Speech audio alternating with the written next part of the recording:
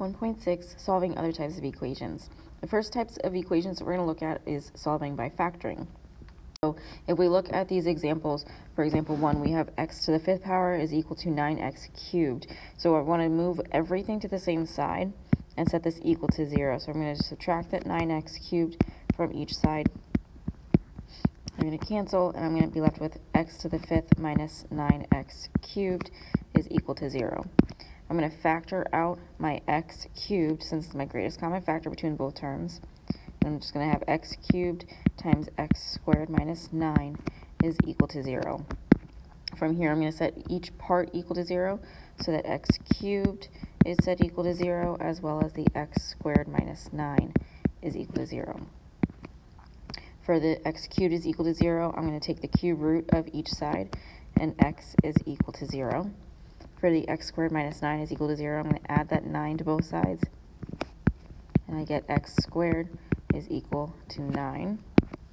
And then I take the square root of both sides to get that x is equal to plus or minus 3. So I have three answers here. I have x is equal to 0, x is equal to negative 3, as well as x is equal to 3.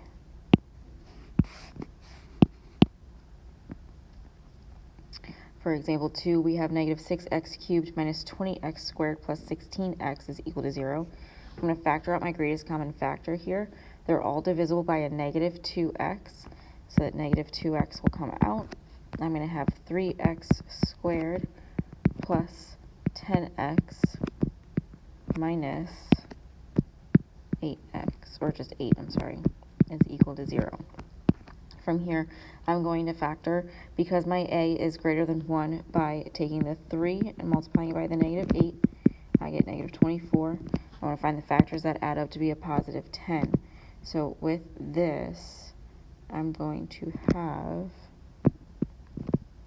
1 and 24, 2 and 12. If the 12 is positive and the 2 is negative, I'm going to get a negative 24 when I multiply, and a positive 10 when I add. So I'm going to use those two.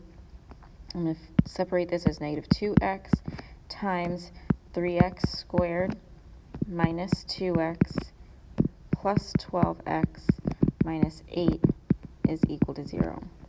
Now, since I have those four terms, I'm going to factor by grouping. Group my first two, group my last two, factor out an x from the first two, factor out a 4 from the second two. So it's going to be negative 2x times x times 3x minus 2 plus 4 times 3x minus 2 is equal to 0. This just simplifies to be negative 2x times x plus 4 times 3x minus 2 is equal to 0. So now I'm going to set each part equal to 0. So I have that negative 2x is equal to 0. The x plus 4 is equal to 0, as well as the 3x minus 2 is equal to 0. For the negative 2x is equal to 0, I'm going to divide each side by that negative 2. They cancel out, so x is equal to 0. For the x plus 4 is equal to 0, I'm going to subtract the 4 from each side, and I get that x is equal to negative 4. For the 3x minus 2, I'm going to add the 2 to both sides. I'm going to be left with 3x is equal to 2, and then I'm going to divide each side by that 3, and I get that x is equal to 2/3. So we have, for this one, x is equal to 0, x is equal to negative 4, and x is equal to 2/3.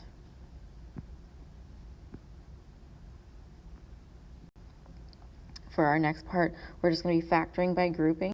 So for example 3, we have x cubed plus 3x squared minus 4x minus 12 is equal to 0. I have my four terms, so I'm going to group the first two, group the last two, factor out your x squared from the first, factor out a negative 4 from the second. So this is going to be x squared times x plus 3 minus 4 times x plus 3 is equal to 0.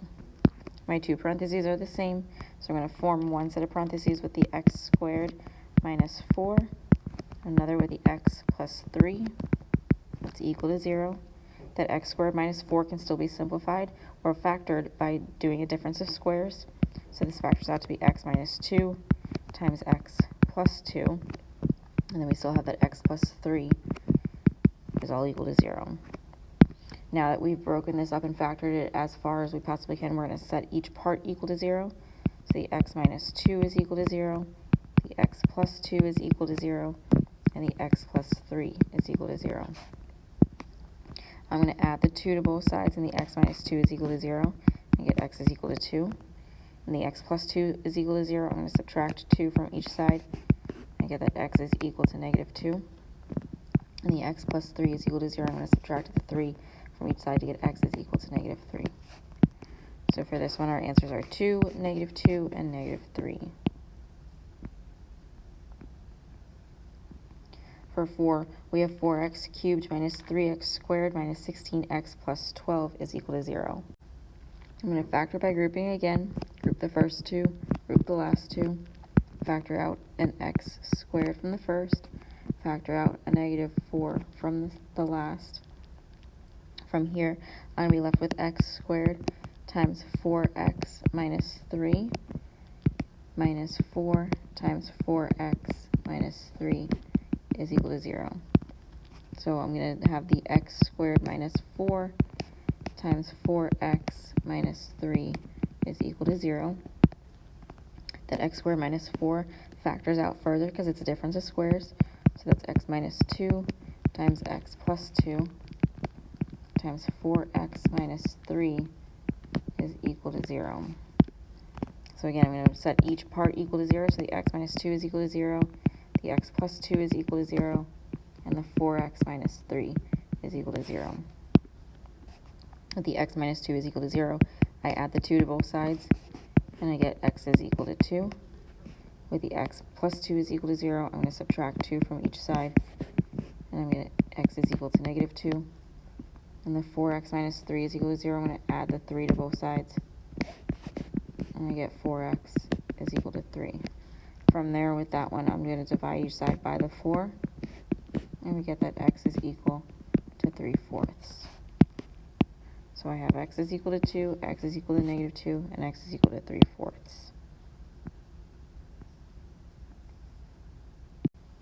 For our next part, we have equations that have our variable in the denominator within fractions. So with these, we're going to get rid of those fractions by multiplying everything by the least common denominator of that fraction. So we're going to have to factor each part of those denominators before we can find our greatest common factor there.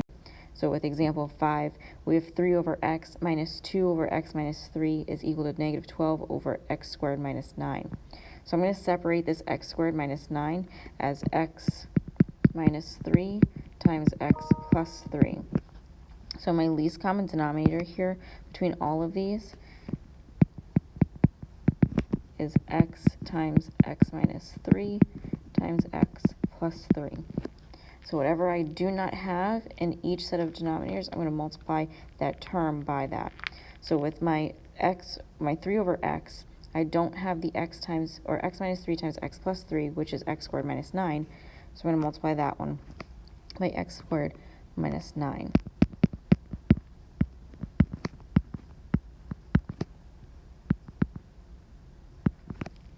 For the second one, I have that negative 2.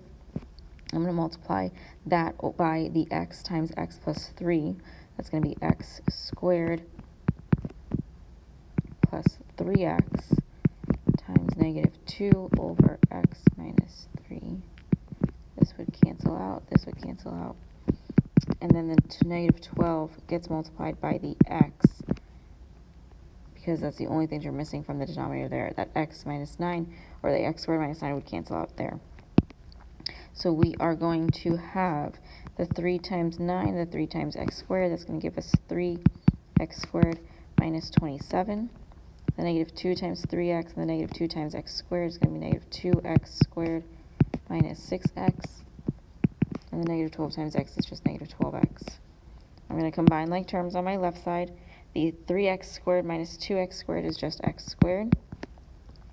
The 6x then would go next.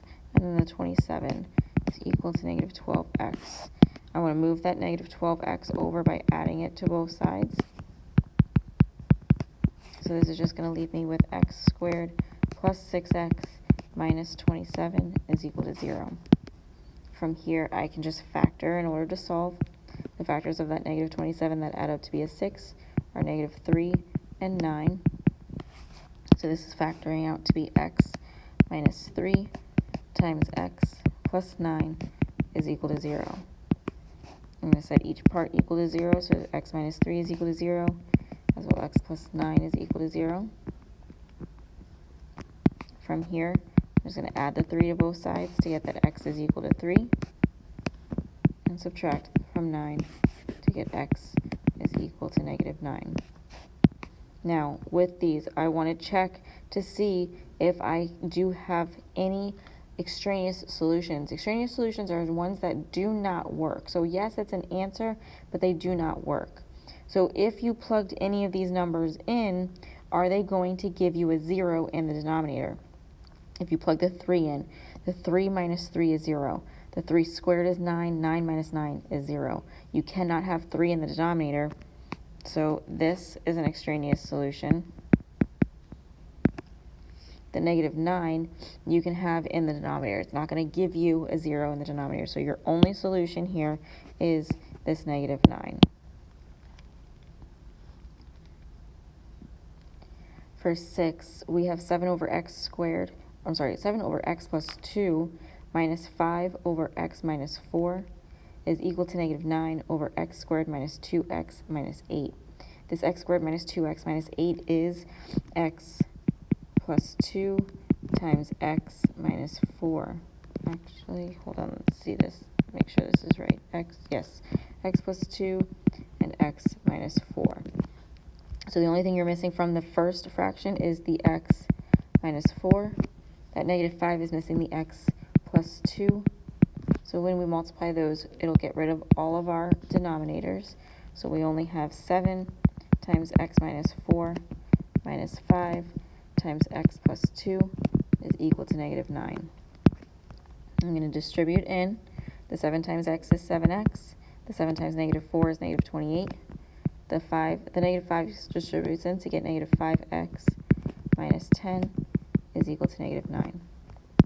I combine my like terms on the left side. I'm going to have 2x and negative 38 is equal to negative 9. I'm going to add that 9 to both sides. I'm going to keep the sign of the larger number, which is negative. That 8 becomes an 18, making the 3 a 2. So that's 29, negative 29. So 2x minus 29 is equal to 0. I do not know why I moved that over. We should have moved the 38 over.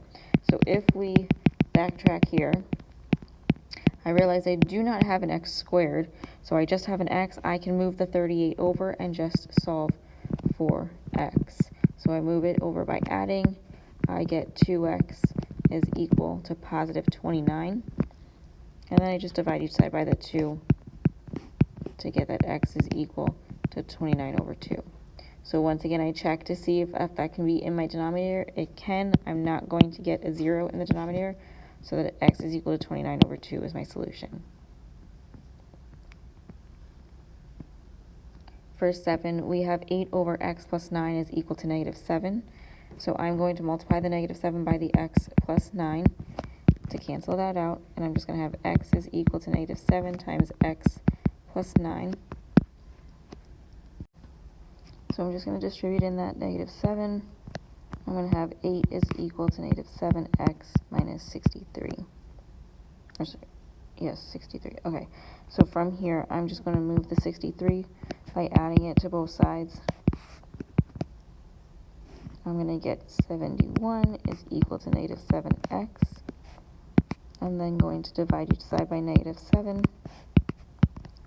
and get that x is equal to negative 71 over 7. And then I look back, this is correct. My extraneous solution for this one is just that x cannot equal negative 9.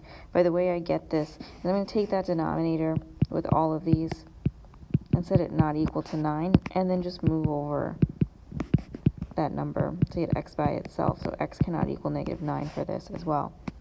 So we give that as our answer also. With our other ones, we could have done that x cannot equal 0, x minus 3 cannot equal 0, and x squared squared minus 9 cannot equal 0.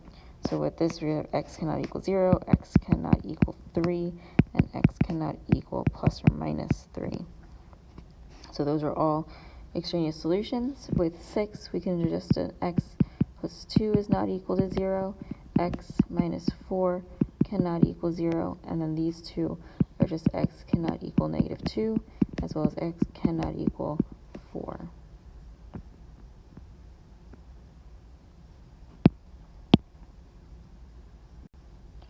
For our next equations, we are dealing with radicals. So our whole idea with these is to isolate the radical and then square both sides to get rid of that radical. For example, 8, we have 2x is equal to 1 minus the square root of 2 minus x. So I'm going to subtract the 1 from each side. I get 2x minus 1 is equal to the negative square root of 2 minus x. I then divide each side by that negative 1. These become positive, so I have the square root of 2x. Oh my goodness, I keep doing this. 2 minus x is equal to a negative 2x plus 1. From here, I'm going to square both sides. So I have this radical and this square that cancel out, so I just have 2 minus x is equal to a negative 2x minus 1 minus 2x, or times negative 2x plus 1. So I'm going to FOIL this. I'm just going to get 4x squared minus 2x minus 2x plus 1. I'm going to combine my like terms and move my other over. So it's going to give me 2 minus x is equal to 4x squared minus 4x plus 1. I move my 2 over by subtracting it from each side. I get negative x is equal to 4x squared minus 4x minus 1. And then I add the x to each side and get 4x squared minus 3x minus 1 is equal to 0. Since my a is something greater than 1, I'm going to do the 4 times the negative 1. I get negative 4. My factors of negative 4 that add up to be that negative 3 are 1 and negative 4. So I'm going to factor this to be 4x squared plus x minus 4x squared, minus 4x minus 1 is equal to 0. For the first two terms, I'm going to factor in an x. For the second two, I'm going to factor out a negative 1. So it's going to be x times 4x plus 1 minus 1 times 4x plus 1 is equal to 0. I make my two parentheses. I have x minus 1 as well as 4x plus 1 is equal to 0. I'm going to set these both equal to 0. So x minus 1 is equal to 0 and 4x plus 1 is equal to 0. I'm going to solve by adding the 1 to both sides, and this x minus 1 is equal to 0. I get that x is equal to 1. With the 4x and plus 1 is equal to 0, I'm going to subtract 1 from each side. So I get 4x is equal to negative 1. I then divide each side by that 4. And I have that x is equal to negative 1/4. So for this one, I have x is equal to 1 as well as negative 1/4. For number 9, we have 16 minus the square root of 3x plus 1 is equal to 20. I'm going to first start by subtracting the 16 from each side. I get negative square root 3x plus 1 is equal to 4. I then divide each side by that negative 1, and I get the square root of 3x plus 1 is equal to negative 4. I square both sides to get rid of that radical. I have 3x plus 1 is equal to 16. I do not have an x squared, so I'm just going to move the 1 over by subtracting it from each side. We have 3x is equal to 15. And then we divide each side by that 3 to get x is equal to 5.